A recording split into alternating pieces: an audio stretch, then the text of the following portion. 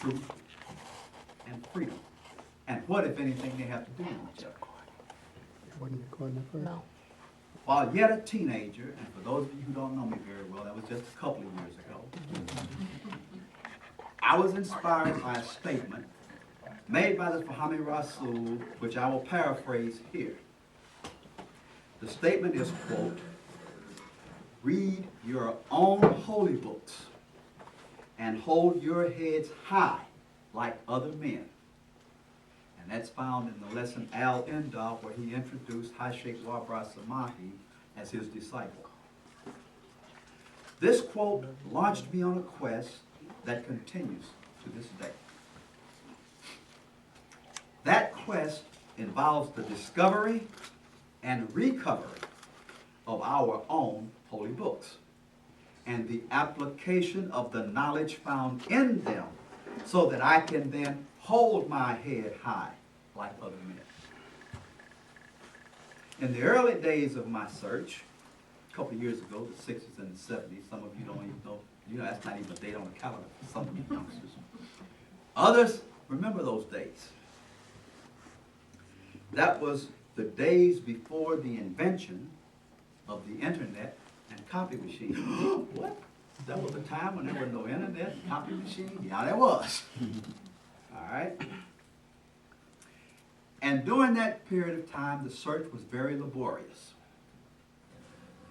Locating intact volumes of anything was near impossible, yet I persisted. Today, after the advent of the internet, the search has been made much easier.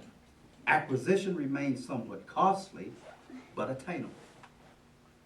Among the discoveries of what is our own holy books, I found the following 8 books. Number 1, the writings of Ptah Hotep, sometimes called the instructions of Ptah Hotep to his son. It is actually the oldest known manuscript in the world, and it is of African origin. So anytime anybody wants to talk about what is the oldest known book in the world, you now know the name of it. It is the writing of Ptah Hotep, a set of instructions to his son. Secondly, I found the emerald tablets of Tahuti, whom they call Thought.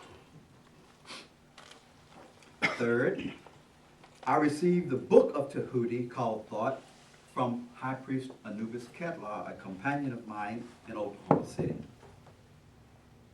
I found what I believe to be the book of Aset, and I can't say for sure because they title it differently.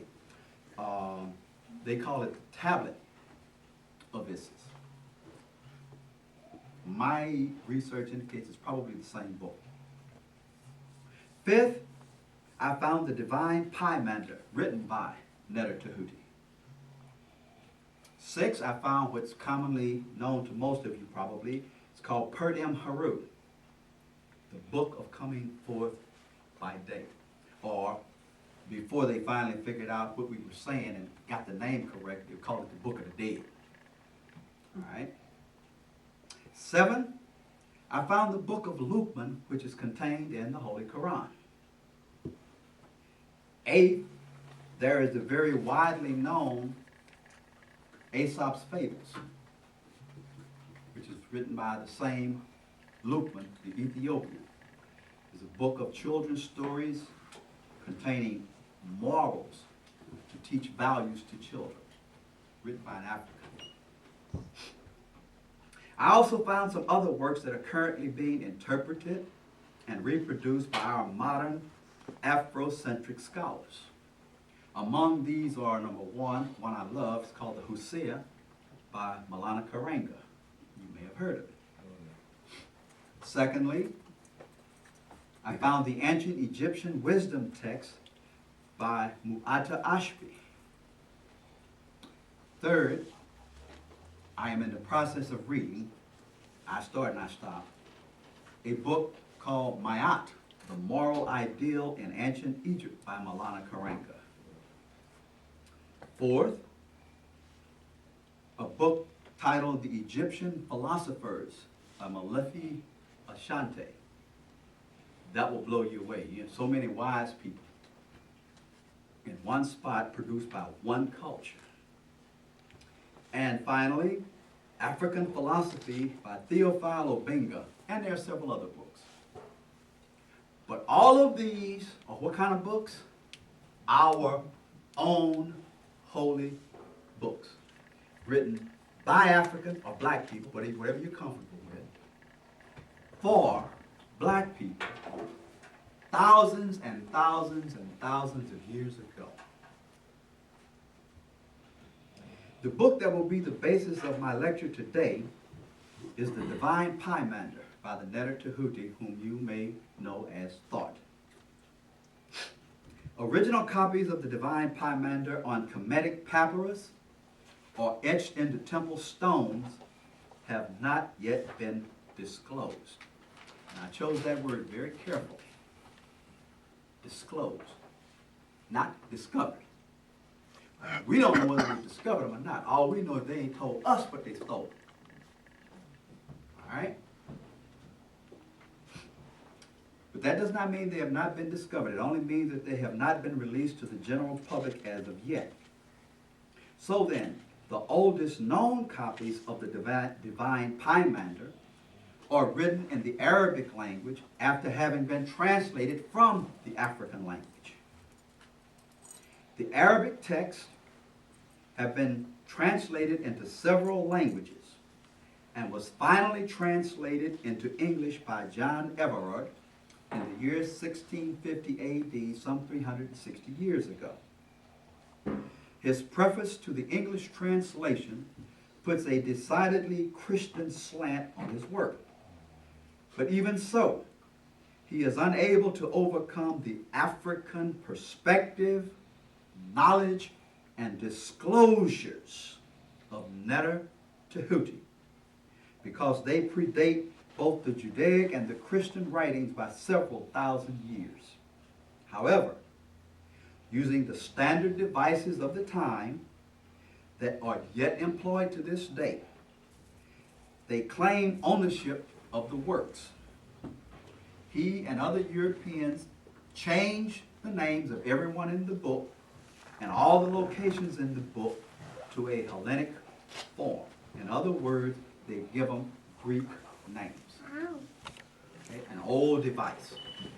So even when you pick something up that belongs to you, when they're talking about Zeus and Minerva and all of the other, Apollo and all of the other Greek and Roman deities, you don't see the connection and relationships to you. But it's your work, your thoughts, your ideas that have been stolen and incorporated into someone else's culture. I started to say we're going to steal it back, but you can't steal what belongs to you. But we're just going to take it back.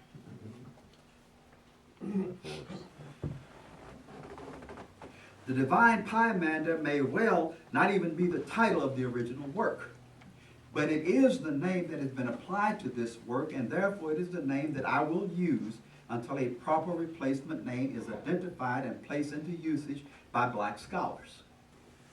This was the procedure that had to be used until the title Book of the Dead could be replaced with the title Book of Coming Forth by Day. At any rate, the Divine Pymander is a book of divine knowledge. I want to let that sink in. It is a book of divine knowledge. It is a book of knowledge of and about God that was written by a black man. Thousands of years before anybody else knew that there was a power called God.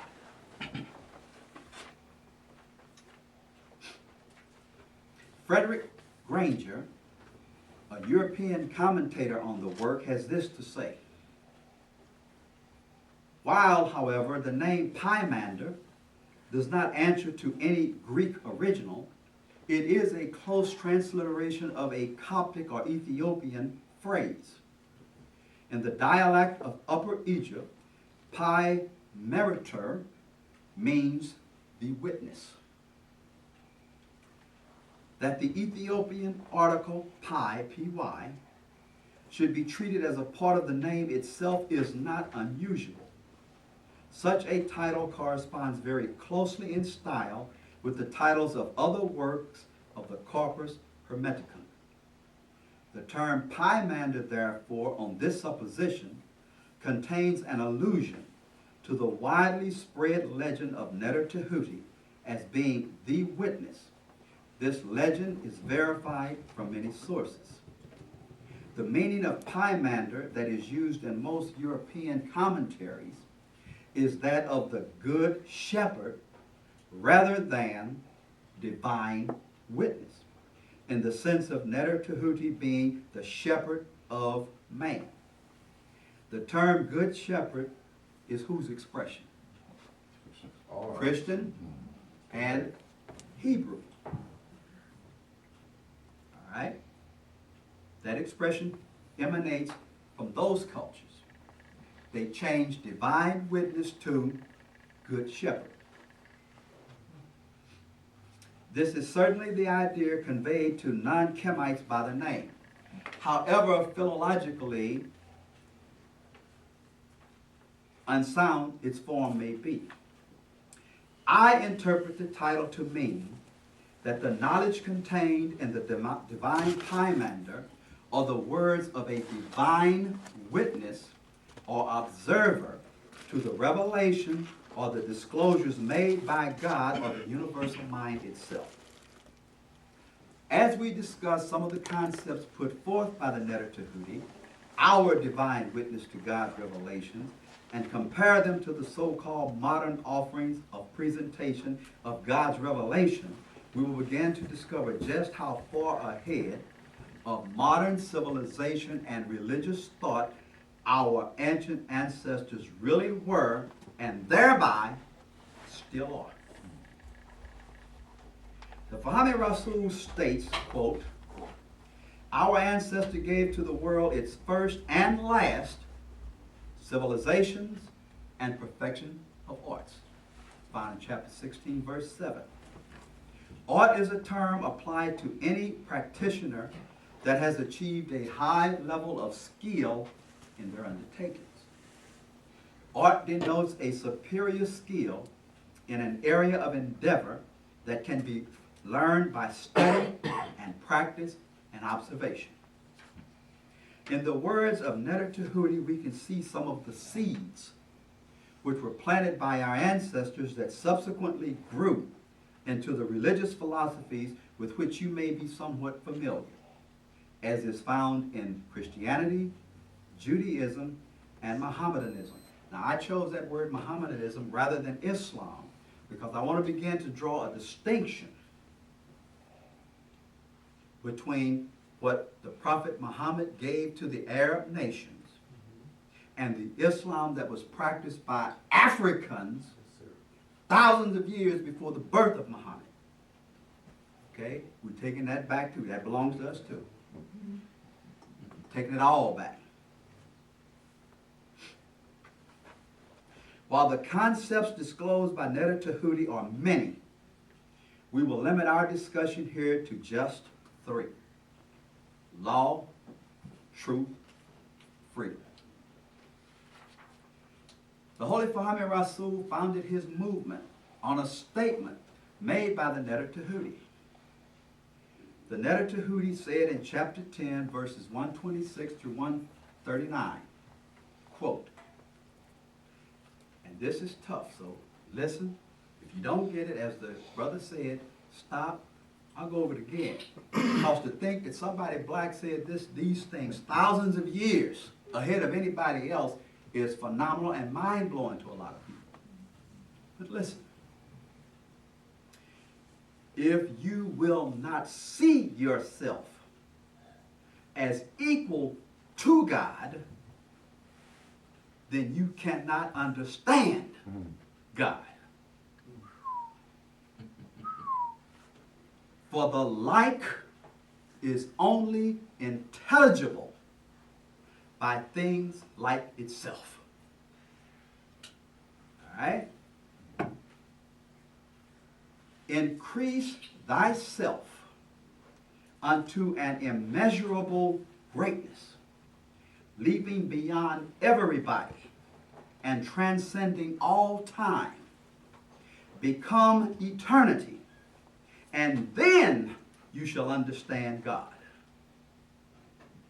Believe in yourself that nothing is impossible, but see yourself as being immortal and that you can understand all things, every art, every science, and the manner and custom of every living thing. Become higher than all height, lower than all depths.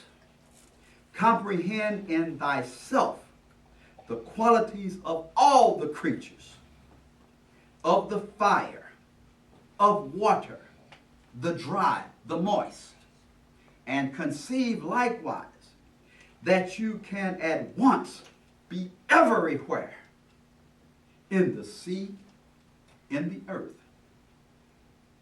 You shall at once understand yourself, not yet begotten in the womb, young, old, to be dead, the things after death, and all these together, as also times, places, deeds, qualities, and quantities. Understand these things, or you cannot yet understand God. We came from some heavy folks. He continues, if you shut up your soul in the body and abuse it and say, I understand nothing, I can do nothing, I am afraid of the sea, I cannot climb up to heaven, I do not know who I am, I cannot tell what I shall be, then what do you have to do with God? For you cannot understand none of those fair and good things and be a lover of the body and evil. For the greatest evil in creation, the greatest evil in creation is to not know God. We came from some heavy people. But to be able to know and to will and to hope is the straight way. All you Muslims, remember the straight way? It's in your Fatiha. We talk about it at least 5 times a day. Guide me on the straight path. Thousands of years before Muhammad gave it to him. All right? The straight way and the divine way. Be proper or attentive to the good, and the good will everywhere meet you, and everywhere be seen of you, plain and easy. When you do not expect or look for it, good will meet you, walking, waking, sleeping, sailing, traveling by night, by day, when you speak and when you keep silent. For there is nothing, Nothing, there is nothing which is not the image of God. And yet you say God is invisible. But be advised, for who is more manifest or visible than God?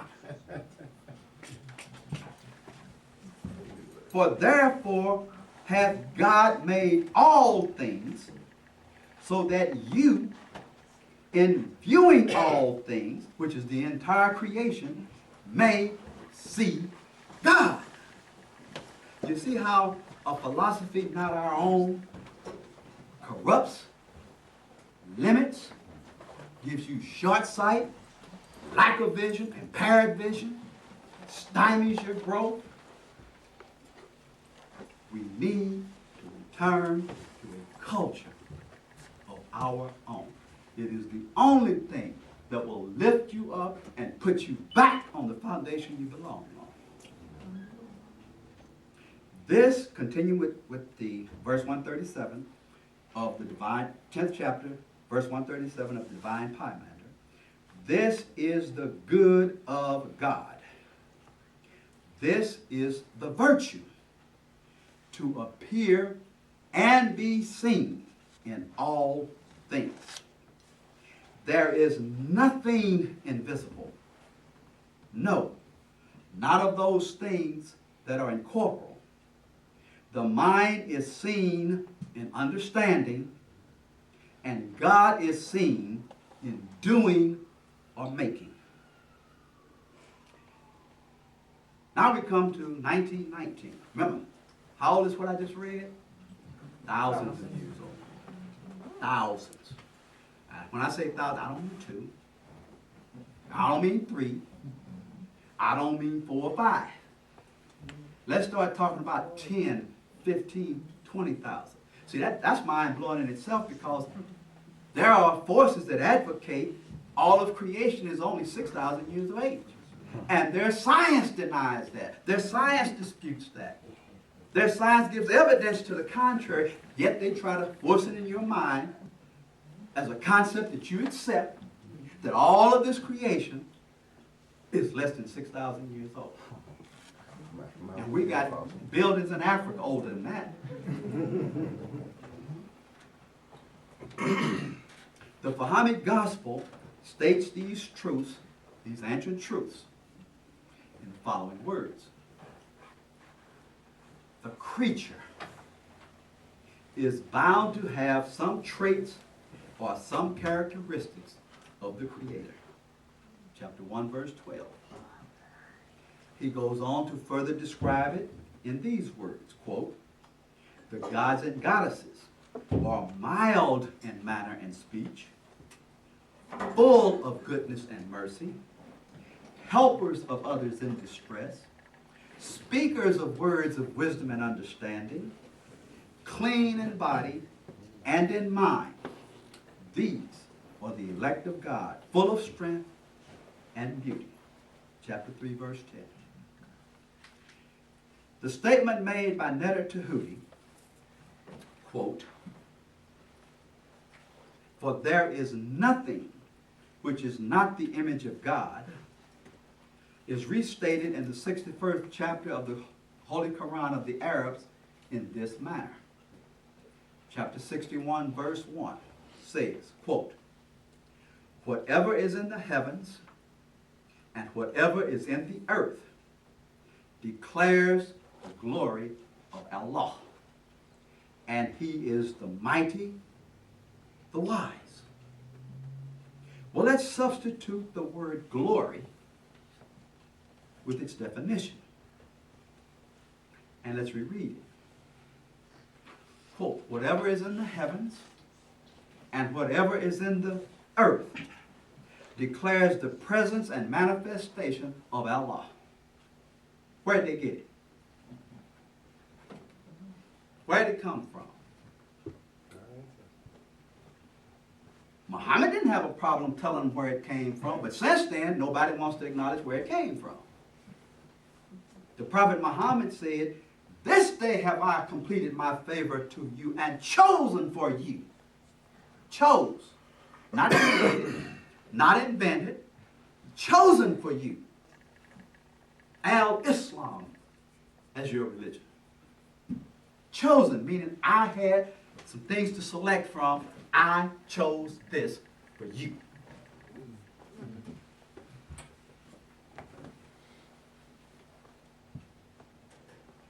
Truly, as if Muhammad Rasul disclosed, quote, some of your divine history and theology is scattered all over the world, and some who have it think it is their very own. Chapter 3, verse 14. So now we're going to deal with those three concepts. Let's start to talk about concept one. What is law? What does law control? What is law? What does law control?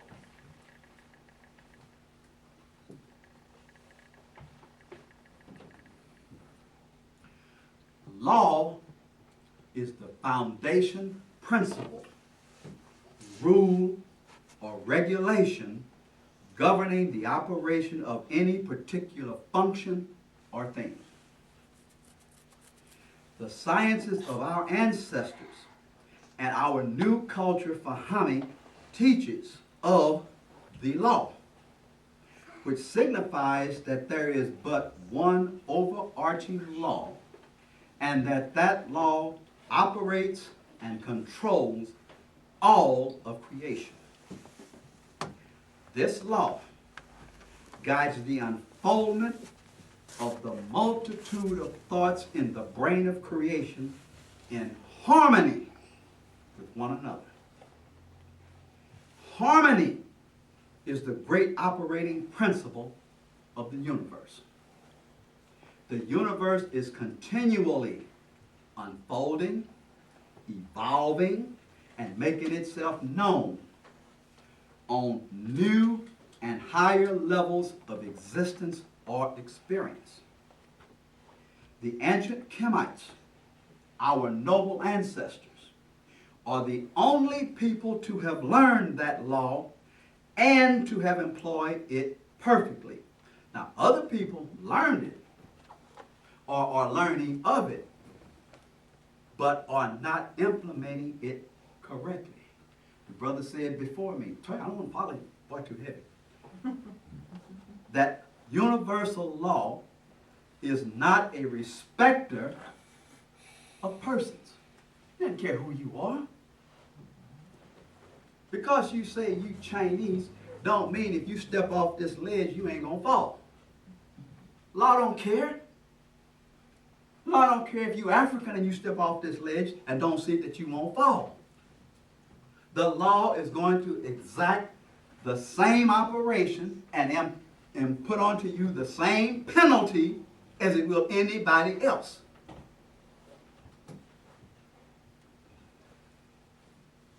Our ancestors learned that truth, and as they did with most things, they created a symbol to illustrate that truth. Okay? That nobody in the world made more statues, did more painting, did more writing on walls, did more writing in books and on papyrus than we did. We wrote down everything. What we didn't do was teach everybody to read. We wrote it down. How did we write and symbol our understanding of law? We created what was called a primordial mound. Okay? A rise of earth. Okay? And then upon that mound, they positioned whatever it is that they wanted to talk about. Telling you in symbol, and I can no longer point to it. It used to be back here, and I loved it. All right? It used to have the emblem of Mayat. All right? I could always point to it. When you saw or see that primordial mound, you know what they are expressing is the operation of a law. I'll tell you that much about reading. All right? Then you have to interpret the symbol that's atop the primordial mound. The first adherent, and here's where I'm going to upset somebody probably. The first adherent. Anybody have a problem with the word adherent? Know what that means? Word adherent means to follow, to adhere to something. first adherent to the law of the universe is the lawgiver. All right? The first adherent, the first being to follow the law, it seems like I need to break it down, I have too many frowns. The first person to follow the law is the lawgiver. Who is the lawgiver? I'm not going to leave you behind. You're going to come with me even if you come kicking and screaming. Who is the lawgiver? The Creator. Therefore, who is the first follower of the law? The Creator. Or God, if you want to break it down into a smaller term. So the first adherent to the law of the universe is the lawgiver, the lawmaker, the law designer, the law provider. Is the first to follow the law. The great lawgiver cannot violate the law because he cannot violate himself. If the lawgiver could violate or break the law, all harmony would be destroyed. And what did we say the first law was about? The creation of everything, those thousands and millions of thoughts in the mind of the Creator to function how? In harmony. Yes, ma'am. Would you repeat that again? But what I read and what I said, because you already know I can't repeat what I said. When I speak extemporaneously, I don't even know what I'm saying sometimes. What you read. But you want me to read it again? Yes, sir. All right. The first adherent to the law of the universe is the lawgiver, the lawmaker, the law designer, and the law provider. The great lawgiver cannot violate the law because he cannot violate himself. If the great lawgiver could violate or break the law, all harmony would be destroyed. To maintain the harmony, which is essential in our lives, the Bahamic Gospel teaches this, quote, every man who is a son of the Son or a son of man knows that he does not have to make trouble, and trouble is disharmony. For he can change his tactics, or he can change God's, or he can change his politics, culture, philosophy, and religion completely, and also change his language. All for the purpose of doing what? Maintaining harmony.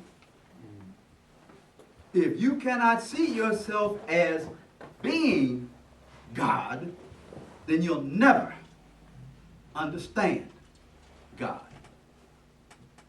Let me use an example, because I still see a frown I want to get rid of. I want to steal from cello priest Khalid. He was involved in a conversation with a young man, and he was trying to help him to understand that he is so much more than he envisions himself as being. So he came up with an illustration that he called the cake. Okay? And he said, we're going to make a cake. All right? And whatever ingredients go into a cake, you gather all of them up together, and you put them in a mixing bowl, and you stir them all up, and you bake it, yada, yada, yada, yada. And eventually what you have is a cake. All right? And let's say that that cake is all of creation. And you pinch, not cut, not slice, not hunk off a piece. You break off a little bitty piece. What is the difference in that little piece you broke off and the rest of that cake? None. Size. The only difference is size. Whatever is in the rest of that is that little bitty piece you broke off. You see this? Is that practical enough? Is that something that you can go home and experiment with and understand? The only difference between the piece you broke off and the rest of that cake is size. Size. It has the same exact ingredients in proportion in that piece as was used to create the whole.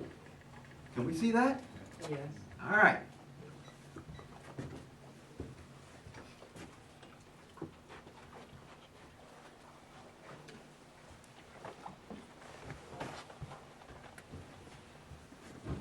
Let me go back and summarize this previous thought.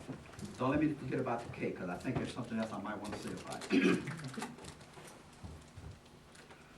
In being able to make all of these changes to maintain harmony, what we're saying is that man can move to the basis provisions of a higher law and maintain harmony.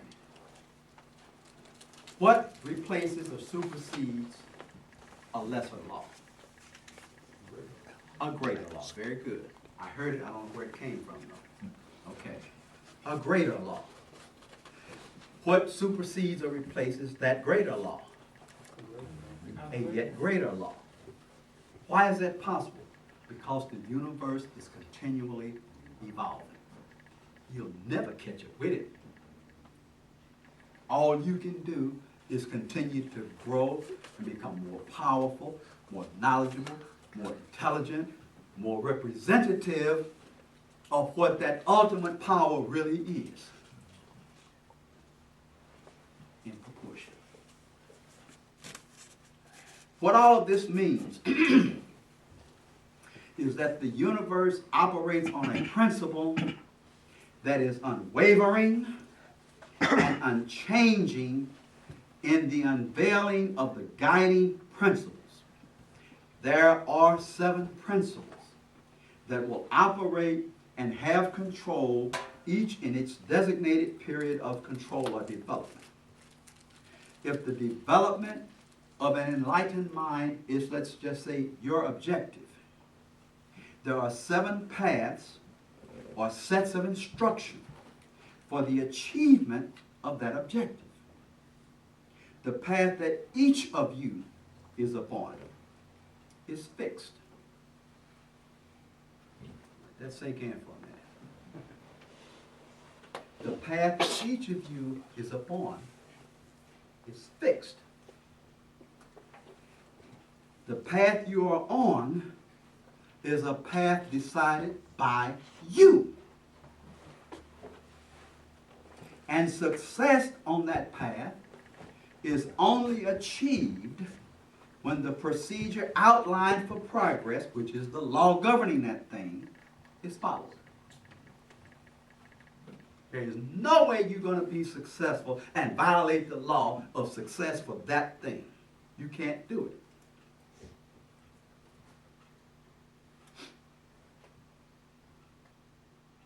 If you leave that path, whatever path you're on, if you leave that path for another, as a result of a change of mind, as a result of a recognition that the difficulty level is too high for you on that path, if you do not desire to develop the skill set required for success on that path, whatever your reason for leaving the path, then success on that path will not be achieved. But by changing paths only subjects you to a new set of regulations or laws that must be followed to realize success on your newly chosen path. There is no escaping the law. Giving up, listen carefully because I want you to use this with your children. I want you to use this to help your children. Giving up is actually the selection of a new path. In giving up, a decision is made to not strive, to not stretch, to not grow or excel, in positive endeavors, which is culture. What is therefore left is success. Listen to me. What therefore is left is success in the areas of negativity, loss, disbursement, diffusion, repulsion, rejection, weakness, lack of refinement. All of these are lack of culture. And what happens when our kids give up? Can't find a job, can't whatever. They give up on any positive thing. They become very successful at what? Nothing. And nothing is a whole world within itself. Strive to keep them on a positive path. Because they're going to be on a path.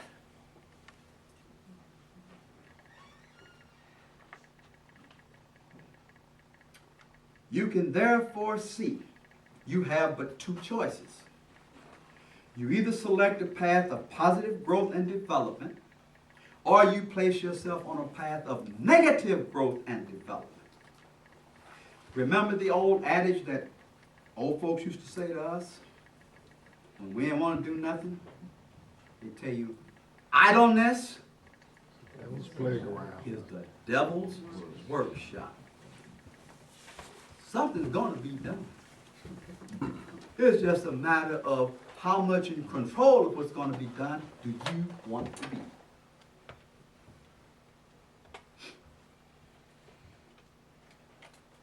And so I repeat, it is not possible to escape the operation of the law of the universe. There are a bunch of them.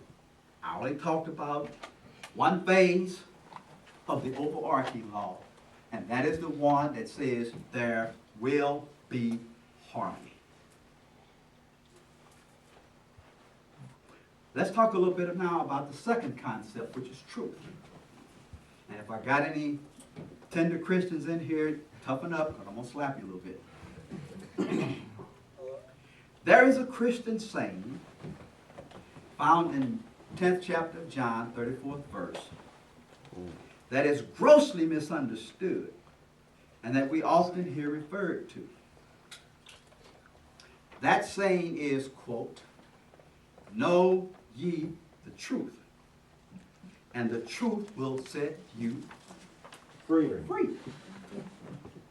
Well, I want to explore with you what was said in that statement. What is meant, yes ma'am. Oh, I'm sorry, I got to change the tape. So I'll go back and when we resume, start with the second concept, which is truth. That is baffling. Let me hold my baby. That is the rest. I might grab my baby so I can use the rest.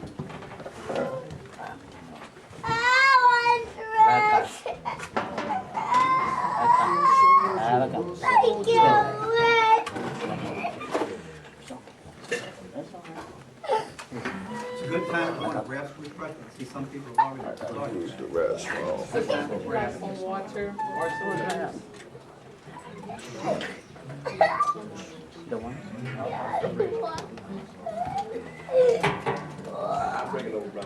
That's cold. You a big boy, man. You done made him mad, one dude. Made him mad up there.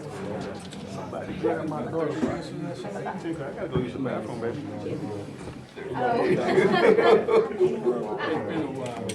She wants to start screaming. Y'all set? Go to the bathroom. You gonna show Gaddafi? Everybody get back here. Show Gaddafi. Okay, he's all set. So as soon as you grab your refreshments, we'll start again. Go use the bathroom, Tinker. No. No.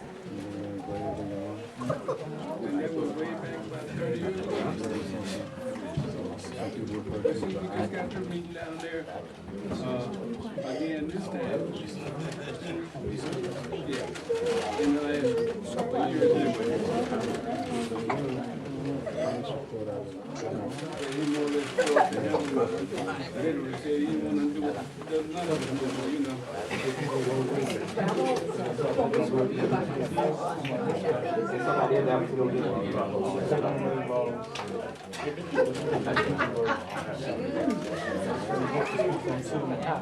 Okay, here we go. I see nobody at the refreshment stand, so we're gonna start back up again. We're gonna move now to the second concept that we're gonna discuss. And that second concept is truth. We're gonna start by exploring a statement that's made in the Bible, Christian Bible, John 10:34. And that statement is grossly misunderstood, and we hear it quite a bit. That statement is, quote, "Know ye the truth, and the truth will set you free." I want to explore with you what is said in that statement, what is meant in that statement, and what is misunderstood in the use of that statement. Here we go. It is implied by the use of this statement that the person subscribing to it knows what both truth and freedom are. That's the implication, that you know what truth and freedom are. That's dogma. Anybody don't know what dogma is? What is dogma? I'm sorry? Yes, what is dogma? Oh, question for you. Dogma are statements issued by a governing body that has the authority of being truth, whether they're founded on anything or not. All right? Such as if the Pope says it's hot outside, I don't care if it's 10 degrees below zero, you're supposed to accept as fact that it's hot outside. That's dogma. All right? So that statement is dogma. This dogma was designed by Rome to break the hold of the Old Testament Mosaic laws upon the people and supplant them with the new doctrine of the Catholic Church. All right? The Roman Church teaches that some of the, quote, old laws given by God are no longer applicable to the life and affairs of men. And one should submit to the new requirements of the new religion of Rome and its new dogmas. Back up. They are saying that the lawgiver repealed laws. Now, who can you teach that to and have it accepted? People whom you have already brainwashed. Already brainwashed. No thinking person living and experiencing his life can tell you a single law of the universe that's different than it was 10 years ago, 100 years ago, 1,000 years ago, 10,000 years ago. They do not change. All right? But Rome said a whole bunch of laws God made ain't no good no more. We're going to set all of that aside and come up with a brand new testimony. Oh, I'm sorry, testament? What's the difference? All right? And these new rules, regulations, laws, etc. replace what God was mistaken about before. In other words, as I just stated, they are saying that God repealed his own law. As I stated earlier, if this were possible, creation would have been destroyed. So let's come to an understanding of what truth is. Truth is the quality of being true, conforming to fact or reality. Truth means to be in exact accordance with that which is real. truth is a faithfully reproduced exactness of something. For something to be the truth, it must be true or conformable to fact, in accordance with the actual state of things, exact, correct, not false, erroneous, or inaccurate. Or as I say, truth is a statement of recognition regarding a current reality. We're not talking about law, what we're talking about now? Truth.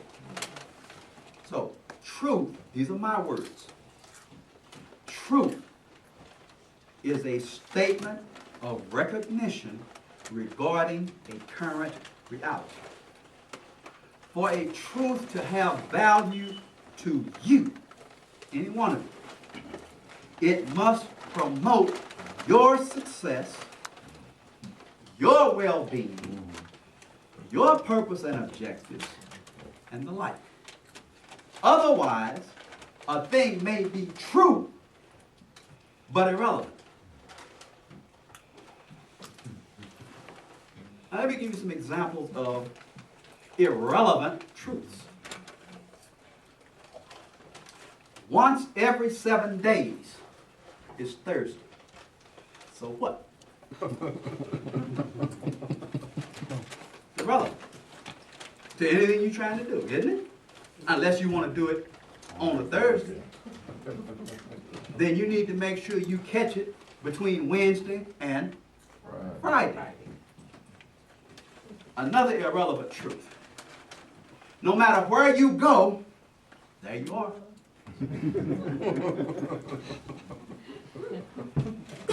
True, but irrelevant. Another irrelevant truth.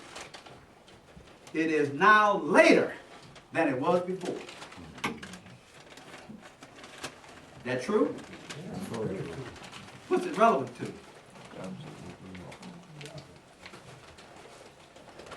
Another irrelevant truth. If you have only seen something once, then you haven't seen it twice.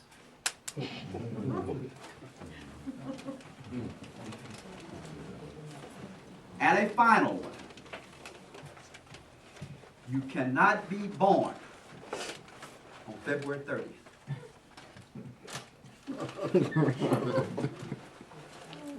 True, but who cares? It's irrelevant. While each of these statements is true, they have nothing to do with promoting your success, well-being, your purposes, your objectives, or anything else of importance to you as you strive to make advancements in life and self-development. This brings me to the question, what then is the relevant truth that is necessary for the freedom, the uplift, and the unification of our people? The answer to that question is this. We need knowledge of the errors that caused our downfall. Okay? 2, we need knowledge of the processes used against us in order to maintain or keep us in a subservient or subjective position. How many of you think it's an accident that after over 100 years of alleged freedom in this country, we can't rise above where we are? As a people, not a person. We've had some individuals who think they have escaped because they amassed some money. But they are no better and no different than the great body of people in suffering.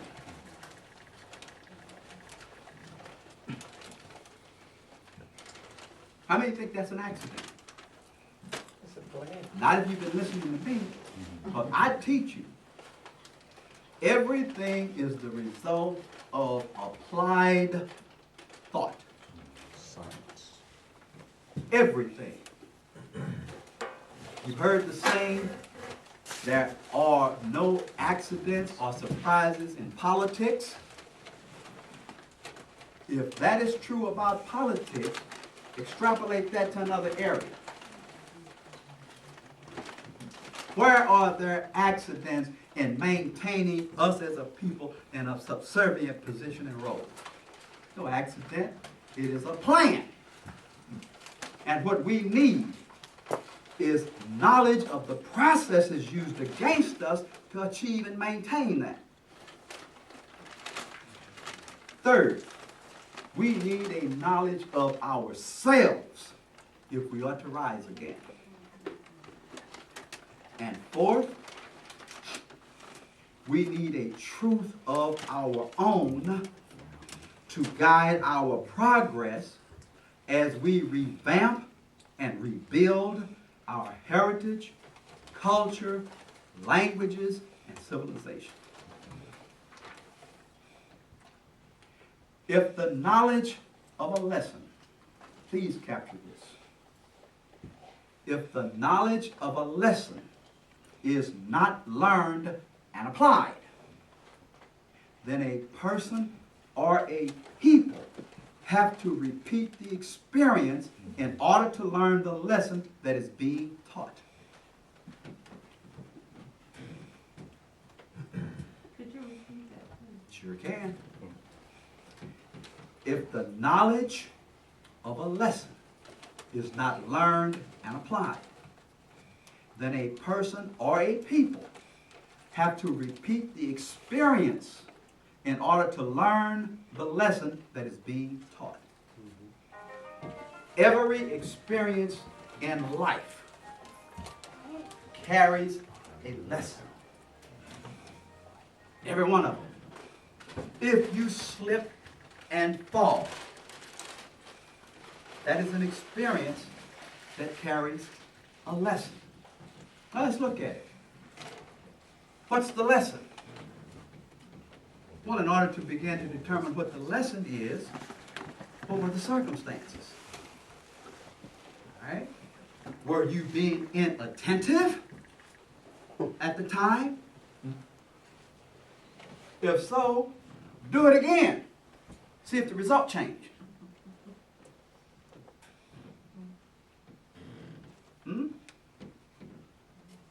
The lesson is, if you aren't attentive to what you are doing, something you did not plan to have happen can, usually does, or will happen. That's a very, very trivial example. Look into your own selves and into your own lives. Is there something that you're battling with and you have not resolved yet, and you keep applying what you think is the same solution over and over and over, and the problem doesn't go away? Guess what? You have not learned the lesson. And the very first thing you should have learned is what you're doing don't work. Repeating it does not make it effective. All right? I taught a lesson Friday night. And I used the example that we are going to make the color green. So we got us a bucket of blue, and we got us a bucket of red, and we mixed them together, and we made green. Right? No. Not in this universe, huh? Well, we're going to change it. We're going to do it a little bit different. We used 2 spoons of red the first time and 2 spoons of blue. This time, we're going to use 1 spoon of red and 1 spoon of blue. And voila, we got green. Okay? Let's use 1 spoon of red and 2 spoons of blue. Voila, we got green. When are we going to get green using those 2 colors? Yeah. But have we learned anything? Not if we keep on doing it. Yes, you learn. What did we learn?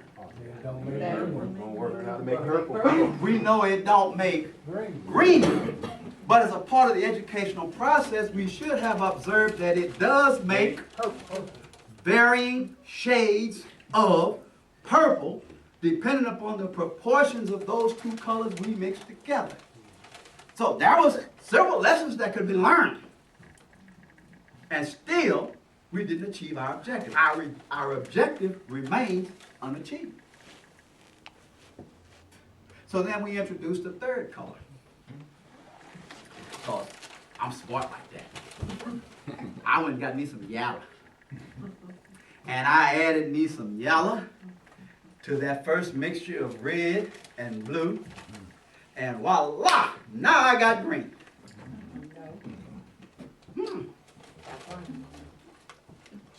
Well, I added more yellow. Now I got green.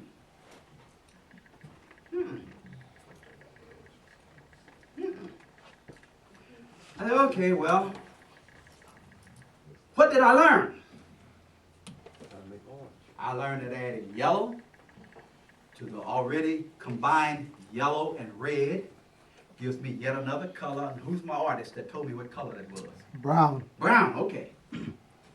I learned something, but I have not yet achieved my goal. But I am, if I'm smart, building a database of knowledge. Well, I kept monkeying around because I'm smart. And I finally figured out that if I take some yellow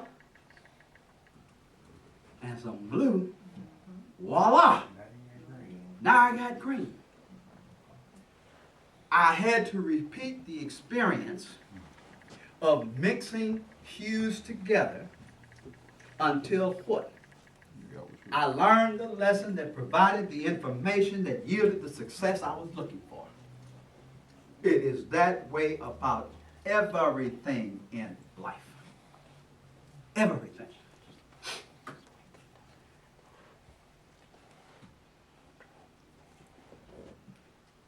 So as I just demonstrated, hence the failure is repeated until the truth of what must be done and understood frees you from the error, from the bondage of error, falsehood, and abuse of yourself through the misapplication of knowledge. Okay? The problem is not, therefore, with the lesson or the experience. The problem lies in the mentality of the person or people failing to comprehend the message or the lesson. Truth is the foundation of all well-being, or as Netter Tahuti described it, good. As is illustrated by our noble ancestors, to know the truth and to stand confidently on it is the basis for success and building. Truth is the conformity to reality or actuality that should precede every business or social interaction. The primordial mound, remember that little rise of dirt we talked about? The primordial mound of our ancestors, which represents truth, is the only solid ground we can stand on in this world of conflict, doubt, and danger. Every act we perform that is not in harmony with truth, whether it is out of harmony as a result of ignorance or out of harmony by design, cuts the foundation from under our feet. And this leads to discord, loss, and confusion. Departure from truth causes the mind to lose its way hopelessly and to be unable to form a conception of the results experienced which are due to a departure from correct principles or truth. And that's why we repeat the same thing over and over and over and over, because we refuse to acknowledge. The problem is between this ear and this ear. All right? Would you read that again, brother? Every act we perform that is not in harmony with truth, whether it is out of harmony as a result of ignorance or design, cuts the foundation from under our feet. And this leads to discord, loss, and confusion. Departure from truth causes the mind to lose its way hopelessly and be unable to form a conception of the results experienced, which are due to a departure from correct principles or truth. We must again learn to establish within ourselves truths relevant to our existence progress.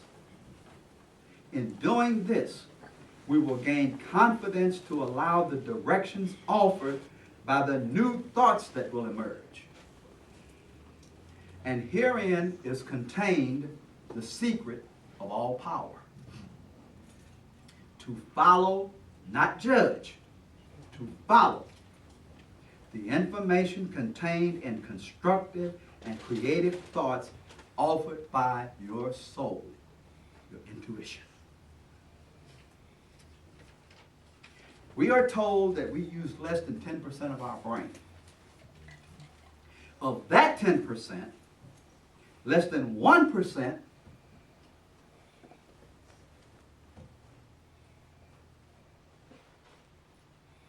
is conscious. Wow. Wow. Right? We are told that we use less than 10% of our brain. And of that 10%, less than 10% of our mental process is conscious. The other 90% is subconscious and unconscious. So that the person who depends upon conscious thought alone for results is less than 1% efficient. Those who are accomplishing anything worthwhile are those who are enabled to take advantage of a greater reservoir of mental wealth. This greater reservoir is the vast domain of the subconscious mind and soul. It is here that the great truths are concealed. It is here that thought finds its creative power to correlate with its object and to bring out of the unseen the things it requires to succeed and advance, its ability to know God. Right back to what Netta Tahuti said, right? Like can only conceive of its like. What are they running around calling that today? Law of attraction. Law of attraction. The secret. Okay? All they're trying to do is interpret a philosophy of truth that's thousands of years old and still true. Okay?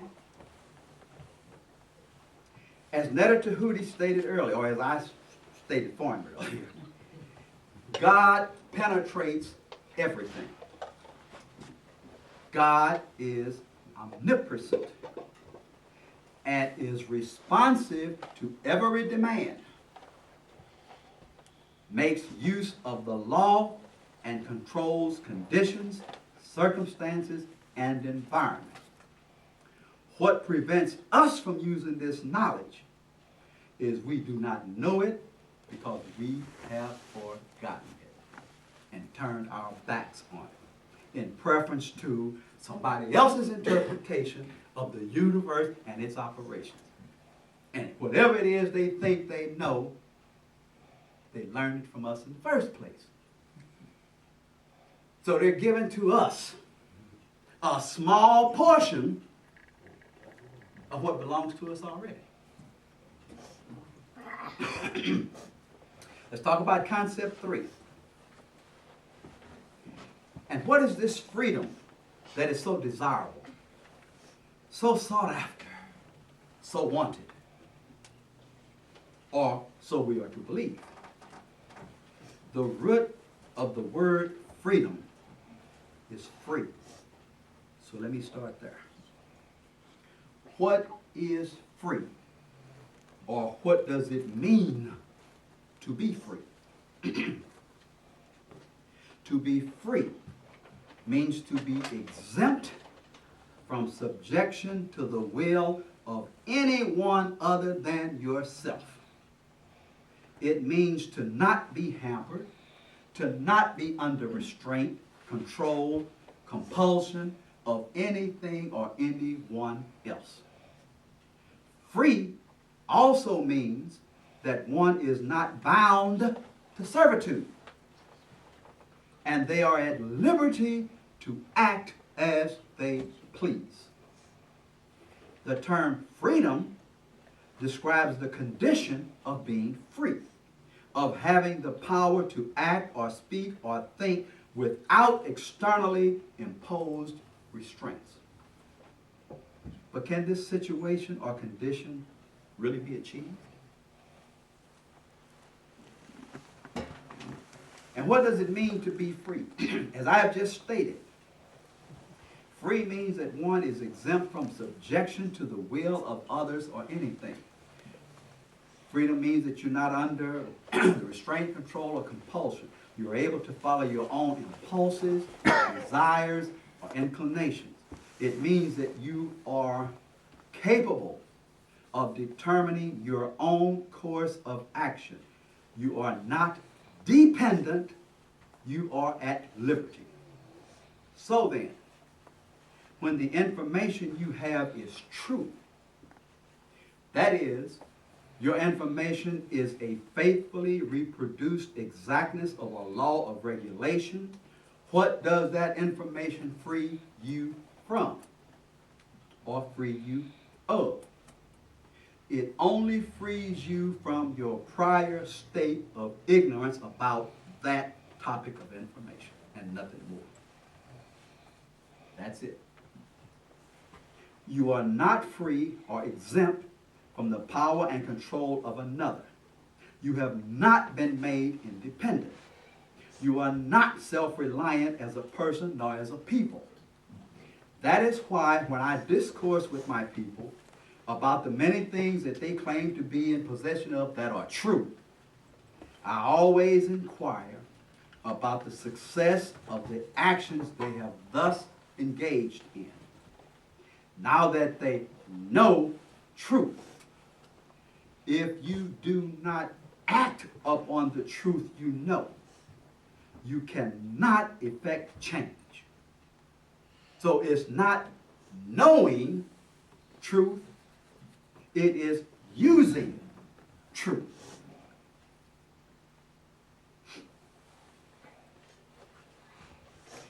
Freedom is the condition of being free, the power to act or speak or think without externally imposed restraints.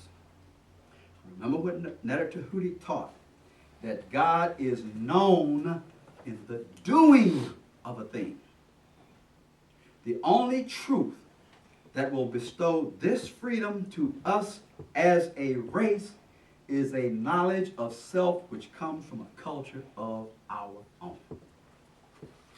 Truth is information that is in conformity to fact or reality or actuality about yourself. It is in accordance with the actual state of things regarding yourself. It is not false, erroneous, or inaccurate. How many years have we been fed lies about who we are, what we are? We are still being fed lies about who we are and what we are. Why? To maintain us in the position of servitude. Slaves without chains. That's all. Slaves without chains. If you don't believe that, stand up and state a principle about anything that's not European or some other culture. They won. They tell me there's zillions of them out there. State one that you know that's not from a source other than Africa. If you can't do it, you can't be free. We have got to be the providers of our own truth. We have got to be the providers of our own understandings of things. Or as I like to say, our knowledge base must be built upon our examination of the phenomena we encounter and the truths we learn from that experience.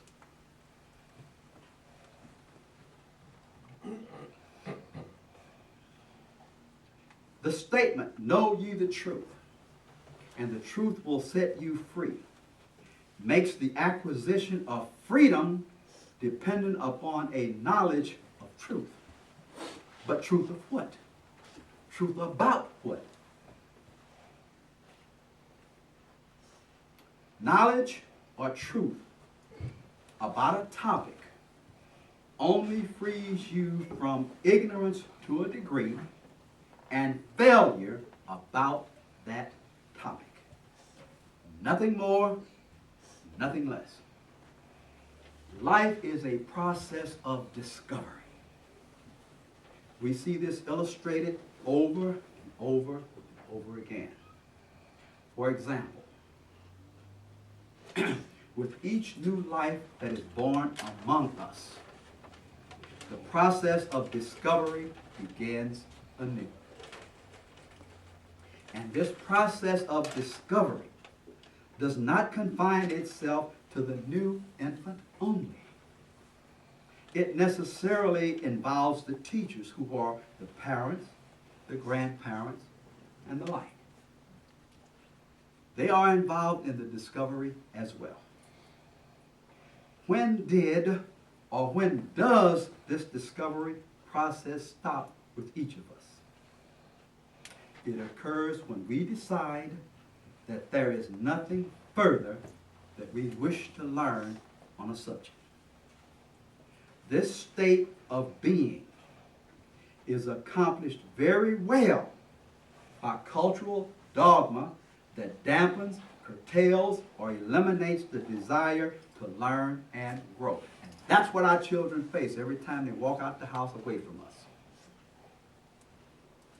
They walk smack dab into cultural dogmas that dampens, curtails, or eliminates their desire to learn and grow.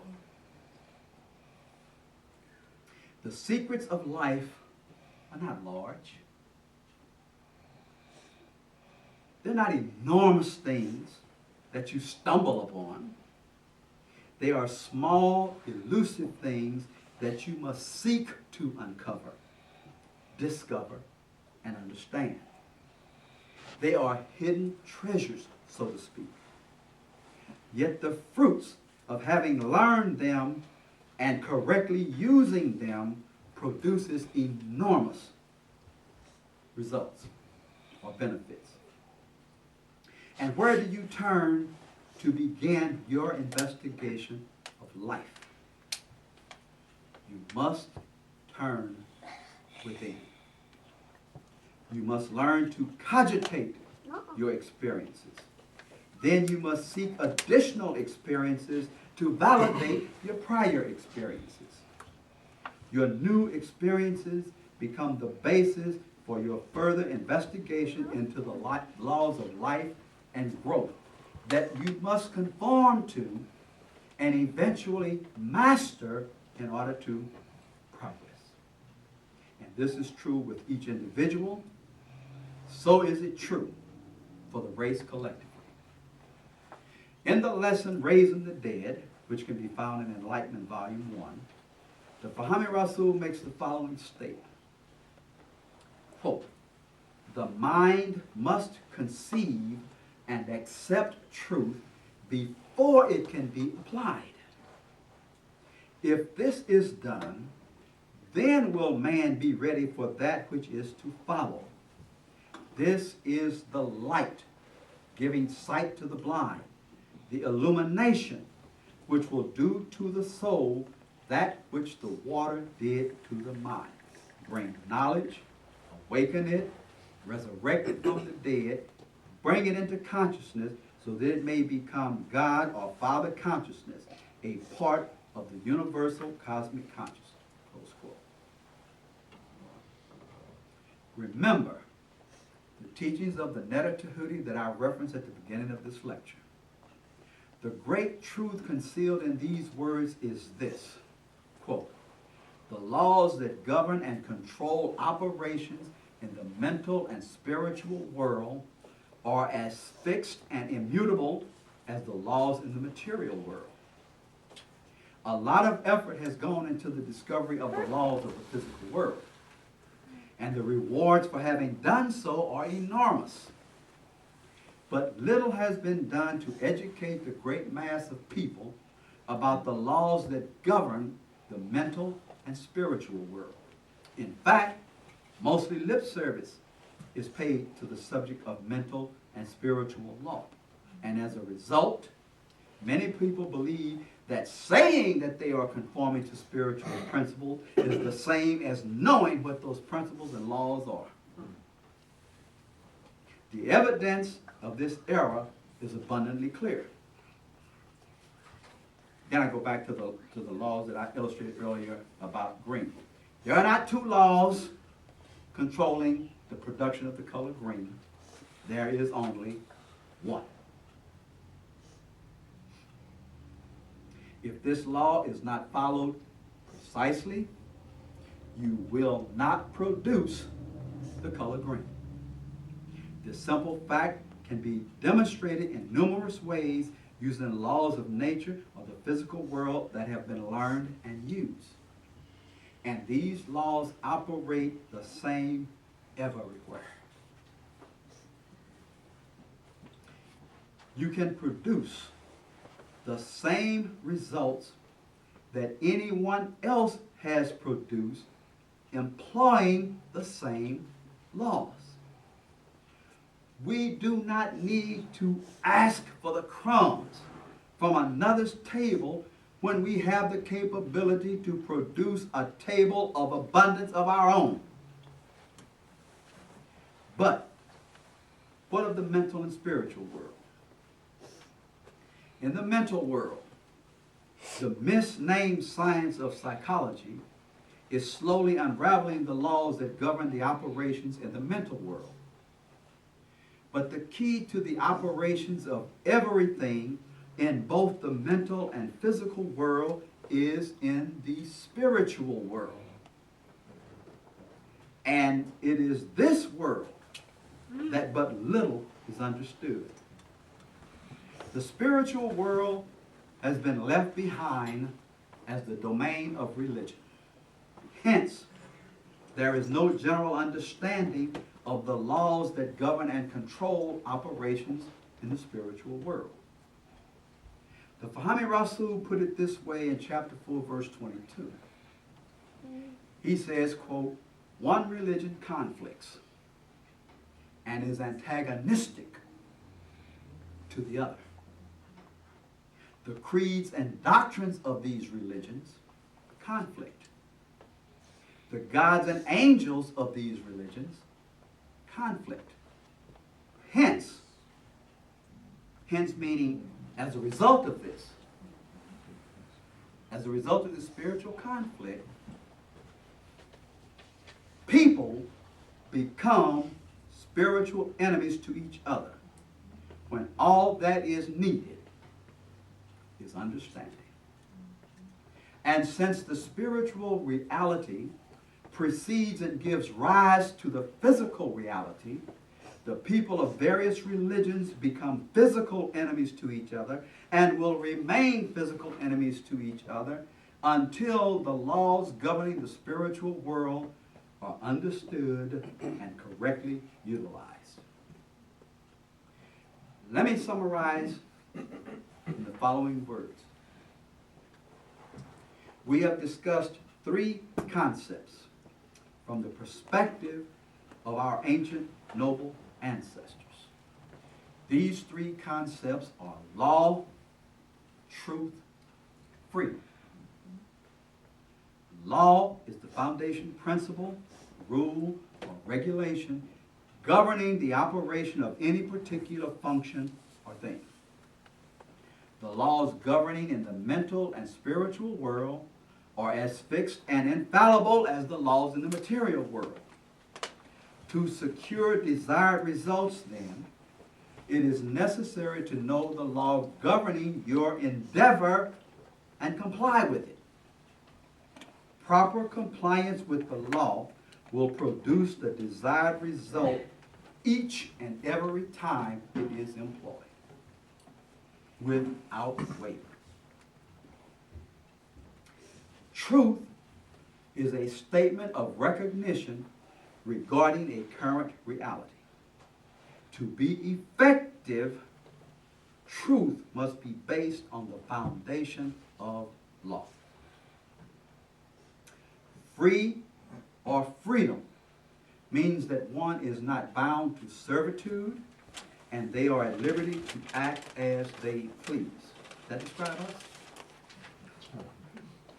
The term freedom describes the condition of having the power to act or speak or think without externally imposed restraints. Bahami teaches that, quote, God places every man's destiny in his own hands. How does God accomplish this feat? As mentioned earlier, there is a law that must be employed to achieve success in any undertaking. You decide what you will pursue in life. Based upon your decision, the law lays out the path that you must successfully navigate. By learning and employing that law, you will achieve the success you seek. So until we meet again in June, I say, Bahami.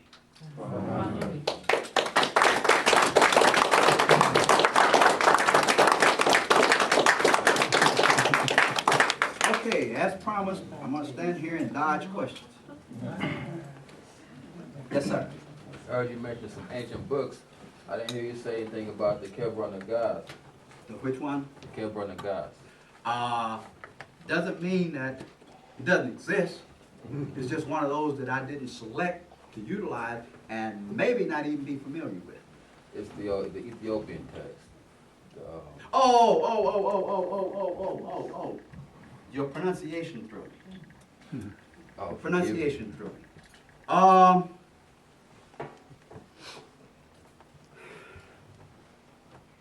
One of the things the prophet said and taught is that the current Ethiopian position on religion is not commendable. Not to say it's not old, but it's rife with impositions from Rome. So that's the Book of Kings, if I remember correctly. Right? Okay. I'm aware of it, but it didn't meet my criteria as being a holy book that when I read, I'm able to hold my head up high. I'm sorry, I did not, your pronunciation of the term threw me. I apologize. Anybody else? Yes, sir. I appreciate it. What can we do as everyday people to counter the different dogmas from different cultures that we're bombarded with on a daily basis through media and everything that works on us on a daily basis?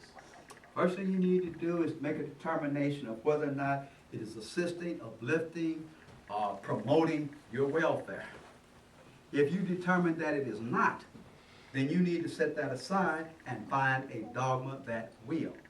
And the only way you're going to find that, the only place you're going to find that is in a creation of your own. Be it as a result of your ancient ancestors having begun the process, or be it as a result of coming into the teaching of the Fahami Rasul, wherein he says that he has cleared them of all false charges, made pure and correct again the things that we're supposed to do. But you've got to base yourself on a culture that belongs to you, that thereby promotes your safety, your well-being, your welfare. Thank you. Good question. Anybody else? Yes, sir. I know you mentioned about some of the biblical teachings and how Rome had basically changed the teachings in the Old Testament one way and then it changed. But you didn't mention it. I thought I would just throw out there in case people didn't know it, that a lot of the Nicene conferences is when they got together and talked about and implement those changes. Implement being the key word. Yeah. All right. So what the brother is saying is that in 435 AD, at the Council of Nice, Rome, Constantine convened a council where they came in and decided how they were going to put this program together. I'm aware of it. I knew you were. But I can only do so much. They already fussing me because it's over 60 minutes. Yeah, I just wanted to, I just wanted to bring that up Yes, sir. so that people would know where it happened and what it was. Well, 325, I'm sorry. 325 300, AD. and they had several I get an extra 100 years. conferences. Okay. Several conferences. They had several conferences, but the one at Nicaea is the one where they implemented certain, excuse me, certain things that they then went out and forcibly put upon the people. All right? It was at the Council of Nicaea where they came up with the Semper Virgo statement, which is the doctrine that Mary is always a virgin. Didn't exist before then. 325 AD at the Council of Nicaea. Get to you in a minute, brother. They also implemented and gave final coverage to substituting Jesus with Christ and using the cult of Ra of Africa as the foundation philosophy that they were going to move forward on. Yeah, they did a lot at that council. It's good reading. If anybody got have anything to do, you want to go and study how they screw with stuff, go read it. Yes, sir. What I wanted to speak on was basically like the Gnostic Gospels, like Gnosticism. Speaks on the same philosophy of the Nicene Councils on how they implemented, like the Bible itself actually has a breakdown of not one Jesus, so to speak. They actually speak on three. One being astrological, one being a myth, and the other being the put together version of the life of Joshua ben Joseph, which was really a later day Kemetic priest. When they had to go what the brother is speaking of there are the Gnostic text, or the Gnostic gospel, which is a product of the Essenes. Right? And it's just a compilation of philosophies and principles, I'll say, that we had taught in Africa for many, many, many years. In our colleges, the colleges of Thebes, the colleges of Anu, we brought in people from every place. It's just like WashU brings in students from around the world. St. Louis U does the same thing. All of the great universities bring in people from other places and teach them their version of what they want them to know. We did it first. Difference is, we only taught the truth. And we taught it according to the temperament of the student. Because for it to be successfully used by them, it had to be implemented according to their own temperament. So the principles, the philosophies that the Gnostics, the Essenes used were the very same things they learned in the colleges of Anu, the colleges of Thebes, and the other African colleges that they were allowed to attend, made appropriate for their temperament and their geographical location. And that's something that they don't deal with. They don't know how to deal with today. But yeah, I'm aware of that one also. Thank you. Yes, sir. Anybody? Yes, sir. Now, according to what you were saying to start with, anytime we're gonna say, leave it up to Jesus, let him solve it, we're in trouble. If you expecting some hand to come out the sky and resolve a problem for you, you're in big trouble. Yeah. Well, as a whole, that's what a lot of us do. We are taught to do that. So I don't want to beat up on the people who believe that, who have accepted that. They were duped. What I want to do is pull that veil from over their eyes and hopefully allow some light in, whereas they can see that something different must be learned and understood. If we can get to that point, then we may be able to say to them, this is some of the things you should know and understand, and this is the way you implement those things. Okay? I can't beat up on them, they're my people. That's right. All right? There are days I just don't like them, but I always love them. But I don't like what they're doing worth a darn. And it strained me to just say darn. Okay? But they are our future. Those unborn children that are going to be born into all of that idiocy is our future. And working hand in hand with the laws of the universe, which is not producing the same junk that we have produced the last 2,000 years, believe it or not, folks. There is a new type of child being born today. Yes. We are not doing the right job of guiding that child into a recognition of the gifts he has been born with. But if you want to get a clue to what is being sent into this world today, research indigo children. What is Research indigo, the color indigo.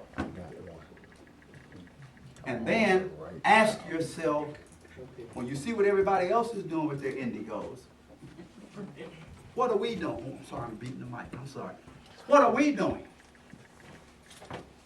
We have geniuses being born each and every day in our community. And just as fast as they're being born, we're corrupting them. We're taking them to Massa saying, Massa, I got nothing for you. Ignorize him. Stupefy him. That's our future. That we are not controlling, guiding, developing, and preparing to accept the reins of leadership and take over. Because I'm going to quit one day again. Y'all keep talking about, no, you're not. Yes, I am. I was drugged out of retirement kicking and screaming.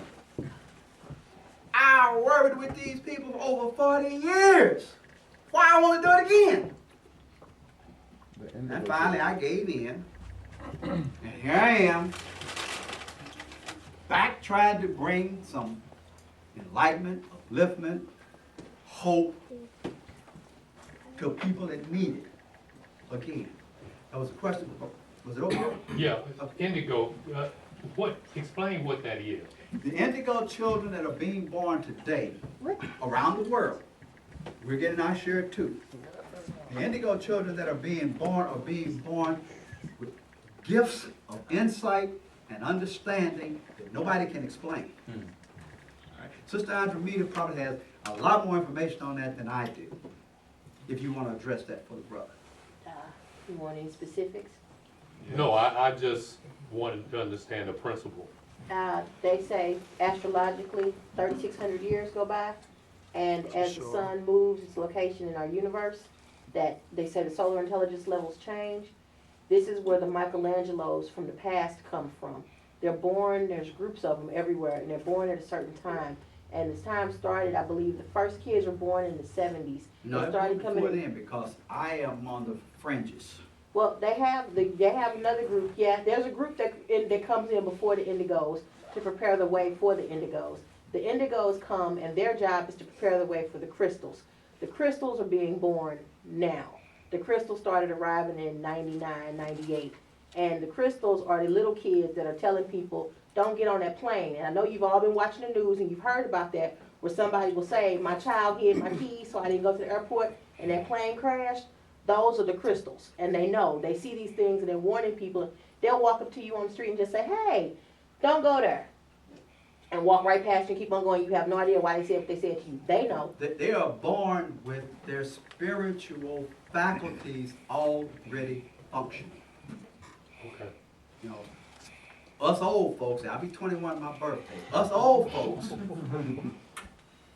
are still trying to activate the third eye. We accept that it's a function that was very much active.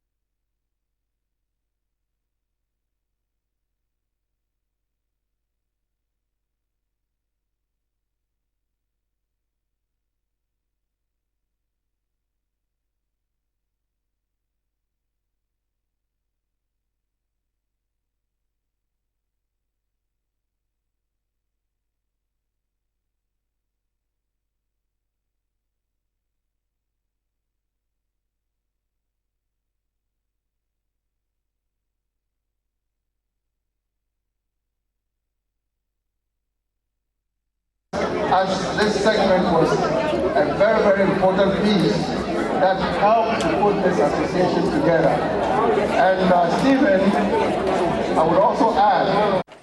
And we get restrooms are to your left. There's one on the left there. There's one to the left, and left again.